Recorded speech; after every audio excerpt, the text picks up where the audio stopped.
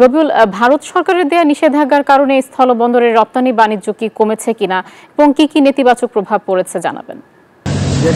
ধন্যবাদ আয়েশা। আপনি যেমনটি বলছিলেন, গত শনিবার কিন্তু হঠাৎ করে ভারত কিছু পণ্যের উপর, বাংলাদেশের পণ্যের উপর কিন্তু নিষেধাজ্ঞা দেওয়ার পর কিন্তু বুড়িমারি স্থলবন্দর, ত্রিদেশীয় স্থলবন্দরে কিন্তু একটু হলেও প্রভাব পড়েছে এবং খাদ্যপণ্য, সুতা এবং তুলা জাতীয় পণ্যের উপর ভারত সরকার নিষিদ্ধ করার পরে কিন্তু বন্দরে কিছু প্রভাব পড়েছে এবং বন্দর কর্তৃপক্ষ বলছে কিন্তু তেমন একটি প্রভাব পড়েনি। আপনি ইতিমধ্যে জেনেছেন যে গত শনিবার থেকে অর্থাৎ রোববার থেকে প্রায় 20টি ট্রাক আটক থাকার পর কিন্তু গতকালকে কিন্তু তারা চলে গেছে।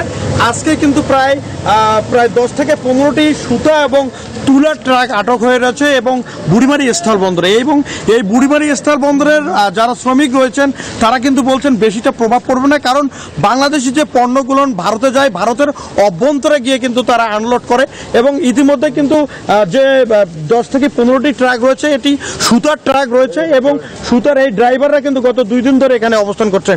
এবং আমি একজন চালকের সাথে কথা বলতে চাই বুড়িমারি স্থলবন্দর, আপনার সাথে কথা বলতে চাই, আপনাদের কেমন প্রভাব পড়েছে এবং কি কয়টা ট্রাক আটক আছে বুড়িমারি স্থলবন্দর? আসলে আমরা খুবই রোববার থেকে অসহায় পড়ে আছি। আমাদের ট্রেনের গাড়িগুলো ডুবে নাই, ঝুট এবং শুধু ঝুটের গাড়িগুলো ইন্ডিয়া ঢুকছে, সুতা এবং তুলার গাড়িগুলো ঢুকতেছে না। আমাদের পরিবার এটার উপর নির্ভরশীল, আমরা নিজেরাও এইটার সাথে নির্ভরশীল। আমরা খুব কষ্টের সাথে এই দিনগুলো পার করতেছি।